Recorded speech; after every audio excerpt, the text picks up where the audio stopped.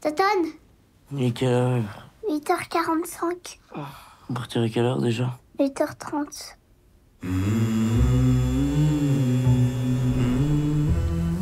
Anthony, c'est ça? Toton. Tu sais conduire un camion? J'ai déjà conduit celui de mon père. C'est toi le nouveau? Oui? T'es en retard? Allez, grouille! Pas que ça en foutre! Adieu! T'es pas doué, toi, hein? T'habites tout seul? Avec ma sœur. Alors? Vous en pensez quoi, vous, de celui-là? Qu'est-ce qu'il en sait, lui? Il est là pour faire le ménage. Ta gueule! Allez, casse-toi, c'est bon! Honte! Non! T'as une sale tête. C'est pas parce que toi tu peux pas que moi je peux pas. Comment ça? Quoi? C'est quoi ce truc d'Obélix là? Je veux faire du fromage. Si je me fais le compter d'or, je peux me faire 30 000 balles, mon gars. Tu vas jamais la gagner, la médaille Toton. Pourquoi?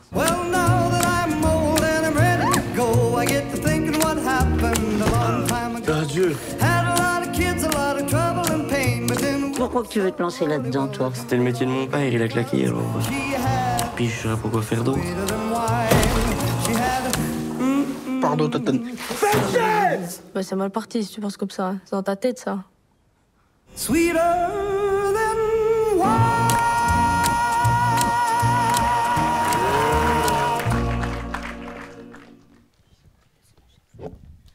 Bonjour. Bonjour. Alors, exercice compliqué ou plutôt agréable. Les questions sont plutôt bien, hein. Vous pouvez... j'ai assisté aux 2 dernières, là. Je suis curieuse. Bien. Qui veut se lancer pour une première question?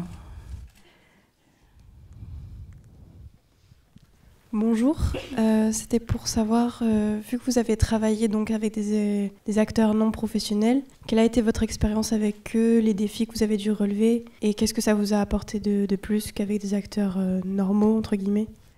C'est toujours une très très bonne question parce que en fait, ce projet il reposait vraiment sur ce challenge qui était difficile de travailler avec des gens qui n'avaient jamais joué dans un film. Ce qui m'a peut-être sauvée et tenue dans ce projet-là, c'est que j'envisageais jamais autre chose. Moi, je viens de cette région, j'ai grandi dans le Jura, j'ai cet accent dans la tête depuis que je suis petite, donc pour moi, ça aurait été difficile à imaginer de fabriquer cet accent avec un comédien qui essaierait de prendre l'accent qu'il n'a pas. Et j'avais besoin d'y croire, moi, en tant que jurassienne, j'avais besoin d'y croire. Et pour ça, je savais qu'il fallait que je travaille avec des acteurs non professionnels pour ce film-là, mais j'avais aucune idée comment j'allais m'y prendre. Donc j'ai vraiment inventé avec eux. J'ai fait une longue période de casting où j'ai été accompagnée aussi par une directrice de casting. On a fait le tour des balles, des courses de stockard, de tous les événements un peu ruraux où je pouvais trouver ces profils-là. Et ensuite, ça a été des rencontres, on a passé des castings. Et moi, ce qui m'a vraiment aidée, c'est que j'étais là à chaque étape de casting. Je les ai tous rencontrés. Et j'ai déjà senti humainement comment on pouvait travailler ensemble à ce moment-là. Et j'ai inventé une méthode un peu sur le tas, parce que j'avais jamais fait ça non plus avant. Et en fait, ce qui est drôle, c'est que comme j'ai écrit le scénario pendant 3 ans, c'est comme si je connaissais déjà par cœur mes personnages. Donc quand je les rencontrais en vrai, il y avait une espèce d'évidence. J'ai tout de suite su, Toton, j'avais pas de plan B, quoi. C'était lui, c'était sûr. Il avait cette énergie, il avait cette nervosité, en même temps cette fragilité qui est très rare et que j'ai pas trouvé dans beaucoup d'autres candidats que j'ai rencontrés. Et c'était un peu le cas pour chaque acteur ou actrice qui joue dans le film. Ça a été vraiment des coups de cœur à chaque fois. Et je savais que ça apporterait une fraîcheur et un naturel dans le film qui était important pour ce film-là. Ça n'aurait pas été pareil sur un autre sujet, mais là, j'avais besoin de cette authenticité-là. J'avais besoin d'y croire. Et donc, on a beaucoup, beaucoup répété. On s'est préparé au mieux. Les rôles sont très proches de leur personnalité aussi dans la vie. Celui qui joue Toton, donc Clément Favot, pour vous donner un petit peu un exemple, on a commencé à tourner le film, on tournait déjà depuis une semaine, et le week-end il a fait la fête avec ses potes, il a pris la moto, il a fait un accident, il s'est cassé le fémur, et donc on a dû repousser le tournage de 6 semaines à cause de cet accident-là. Donc on avait beaucoup comme ça d'imprévus et de choses qui se passaient qui se seraient jamais passées avec des acteurs professionnels qui auraient sûrement pas pris la moto le week-end en ayant fait la fête. Et aussi toutes les répétitions, c'était des répétitions où ils étaient principalement en gueule de bois après avoir fait la fête aussi. Et ça faisait partie aussi du charme de travailler ensemble, de s'adapter à leur vie et de ne pas essayer non plus d'en faire des acteurs, parce que ce n'étaient pas des acteurs à ce moment-là. Par contre, les mettre en confiance, travailler avec eux pour qu'ils se sentent bien dans leur rôle et qu'après, ils dégagent comme ça ce naturel, c'était ça le travail. Et c'était très enrichissant et très... voilà. Enfin, en fait, assez incroyable comme travail pour moi, d'apprendre à les connaître, de m'adapter à eux et de trouver ensemble la méthode de jeu qui était différente vraiment pour chaque acteur du coup. Bonjour. Avez-vous totalement inventé le personnage de Toton ou est-il inspiré d'une figure que vous connaissez? Ça aussi, c'est une bonne question. C'est un peu les deux. Je me suis inspirée vraiment des gens avec qui j'avais grandi, mais son histoire à lui, au personnage, elle est complètement inventée. Par contre, ce milieu que je dépeins ou des traits de sa personnalité, c'est des choses dont je me suis aussi inspirée de mon enfance ou des gens que j'ai fréquentés, que je fréquente encore. Et notamment son prénom, Toton. C'est pas un prénom que j'ai inventé. J'étais en primaire avec un garçon qu'on appelait Toton, qui s'appelait Anthony, mais qu'on appelait Toton. Et je trouvais que son nom, il claque, enfin qu'on n'avait pas beaucoup entendu. Je trouvais que ça claquait comme nom, que c'était un beau nom de personnage. Donc j'ai demandé au vrai Toton, est-ce que tu es d'accord que j'utilise ton surnom pour le personnage principal du film? Il m'a dit pas de souci. Et donc on lui fait un petit hommage dans le film. C'est lui qui dit le vin Dieu juste avant le titre. C'est le vrai Toton. Donc il y a quand même beaucoup de vrai dans les personnages, dans leur manière de faire la fête, de se parler entre eux et tout ça. Je me suis beaucoup inspirée de gens que je connaissais, mais par contre l'histoire, la fiction, ça c'est complètement inventé. Bonjour. Avez-vous eu peur de tomber dans le cliché et avez-vous eu des retours de Jurassiens qui l'auraient un peu mal pris ou justement des côtés très positifs, qui l'auraient très bien pris au contraire et que c'était très authentique à ce qui se passe? Alors oui, j'avais peur de le montrer aux Jurassiens en effet, parce que je pense que c'est assez différent de ce qu'on montre de la campagne ou de la ruralité en général. C'était un parti pris assez fort de parler de ces gens-là, de ces jeunes-là, parce que des films sur la campagne, il y en a beaucoup, mais on parle beaucoup des agriculteurs, de la situation des agriculteurs. Mais eux, qui sont justement ceux qui n'ont pas vraiment de projet professionnel, pour qui c'est un peu compliqué, c'est plutôt ceux qu'on a tendance à cacher. Même dans le Jura, c'est pas ceux qu'on met en avant, quoi. Donc le parti pris de parler d'eux, je savais que ça pouvait être quelque chose d'un petit peu touchy, un petit peu délicat.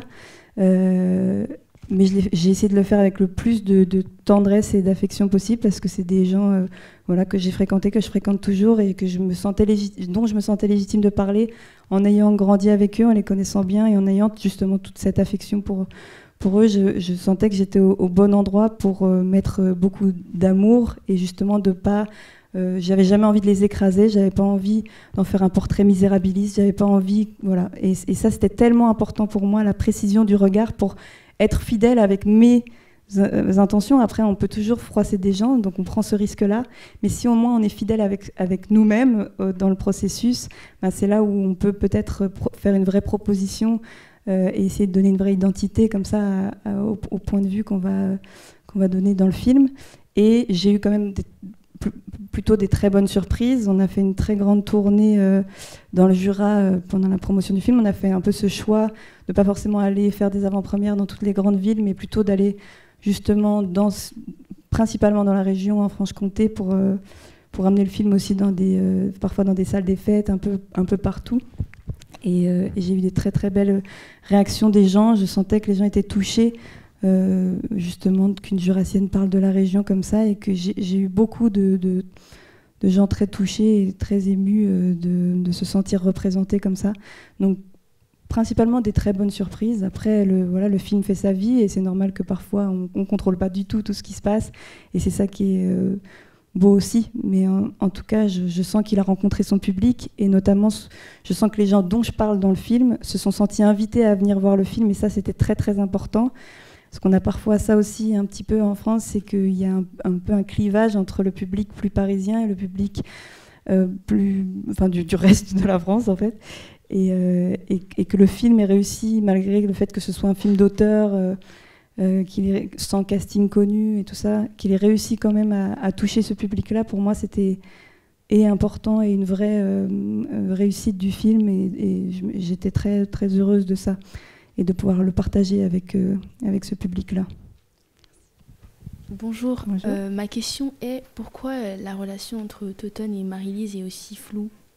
Floue? Oui.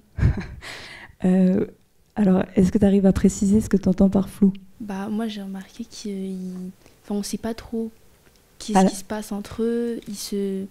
Tout n'est pas dit. C'est un peu comme si c'était entre eux et que nous, les spectateurs, on ne sait pas vraiment ce qui se passe.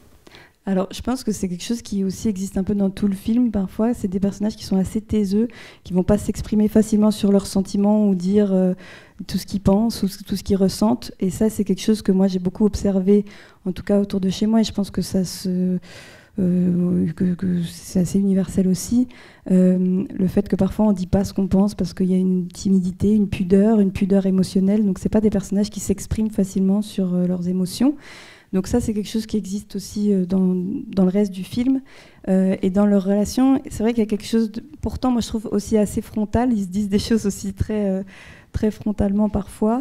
Mais ça m'intéressait que dans ce duo, en fait, ils n'étaient pas censés se trouver, ils n'étaient pas censés être ensemble. Elle fait plutôt partie de ceux qui ont un projet professionnel très défini. Elle sait déjà ce qu'elle veut faire dans sa vie. Elle est déjà dans une ferme, elle est déjà active, et lui, il est un petit peu perdu, il n'a pas trop de projets, et c'est souvent, c'est deux personnes qui se seraient pas forcément ni mis ensemble, ni rencontrées à cet endroit-là dans le film, et c'est ça qui m'intéressait aussi, c'était de confronter un petit peu ces deux jeunesses-là, et dans une relation amoureuse où c'est elle qui est plus sûre d'elle et qui sait un peu ce qu'elle veut, et qui en parle sans complexe et très honnêtement, alors que lui, il a beaucoup plus de complexes, il a plus de choses à dépasser, et grâce à elle, il va un petit peu pouvoir sortir aussi de ce blocage ou de cette pudeur qu'il avait, parce qu'elle est complètement décomplexée par rapport à ça, et elle s'exprime très librement sur ce qu'elle a envie.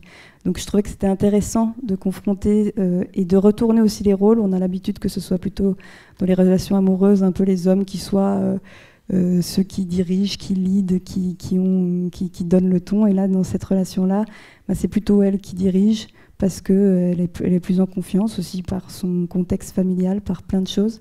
Mais je trouvais ça intéressant de retourner un petit peu le rapport de force qu'on a l'habitude de voir dans les relations amoureuses et de le montrer un petit peu différemment dans ce film-là. Voilà. Bonjour.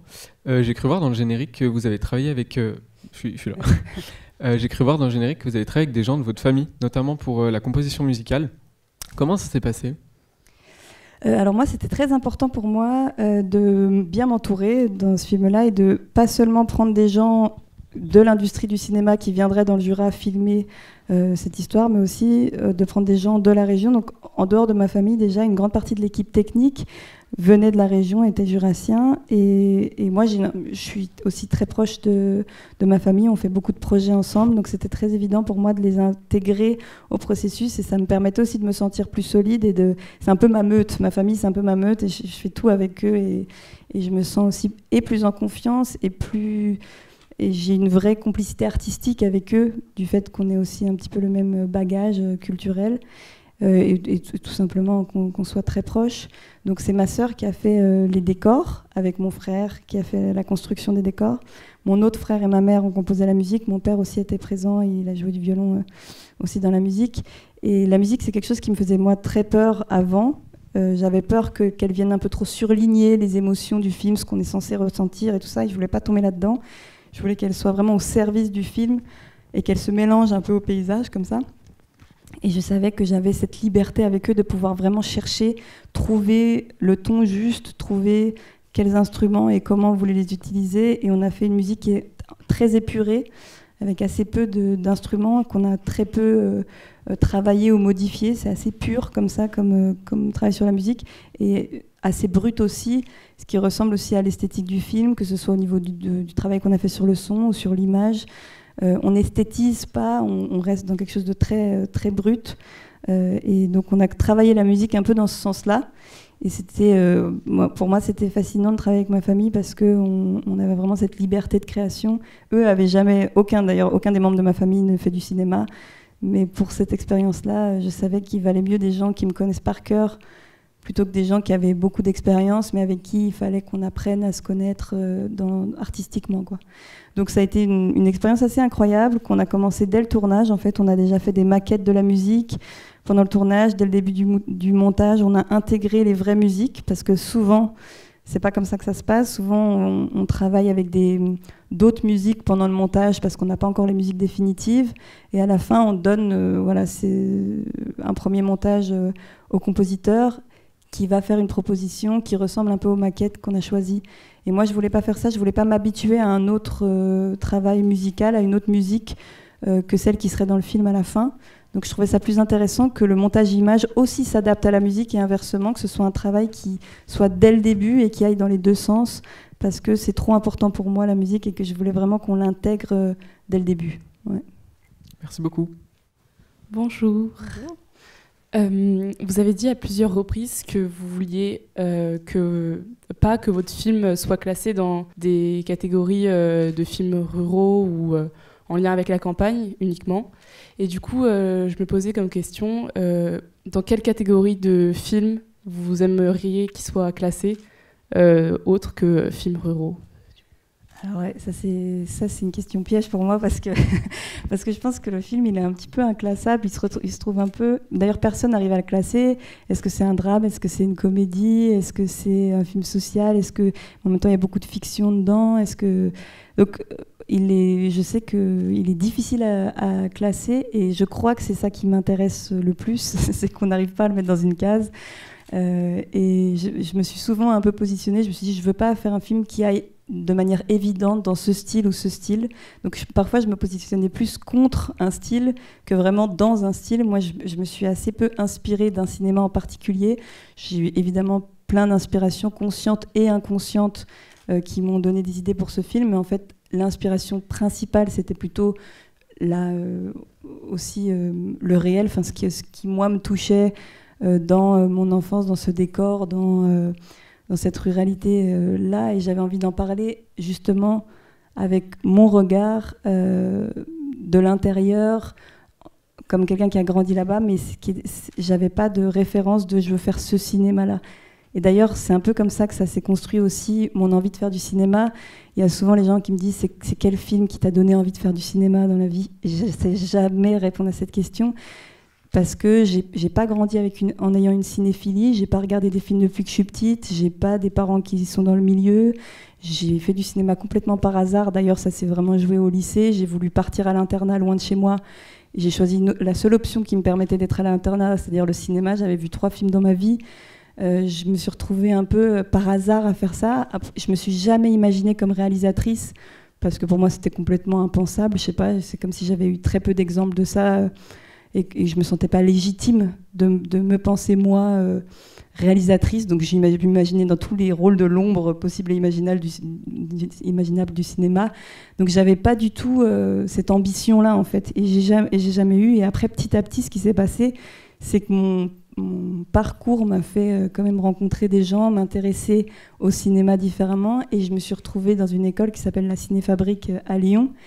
Et c'est là où j'ai commencé à faire des films, mais un peu comme un exercice. Moi, j'étais en scénario dans cette école, je n'étais pas du tout en réalisation, il n'y a pas de département réalisation. Et en réalisant des petits films d'école, je me suis rendu compte que non seulement j'étais capable, chose que je ne pensais pas être, et en plus j'aimais ça, j'aimais diriger des gens, j'aimais diriger des acteurs. Et finalement, je me suis dit, bah, pourquoi pas, enfin, c'est comme si j'avais jamais osé m'imaginer à cette place-là, mais que finalement, ça m'allait assez bien. Et le fait de prendre cette confiance-là, ça m'a aidé à avoir envie de faire du cinéma. Mais c'est plutôt la pratique qui m'a donné envie que la théorie ou que ma cinéphilie et les autres films que j'aurais vus avant.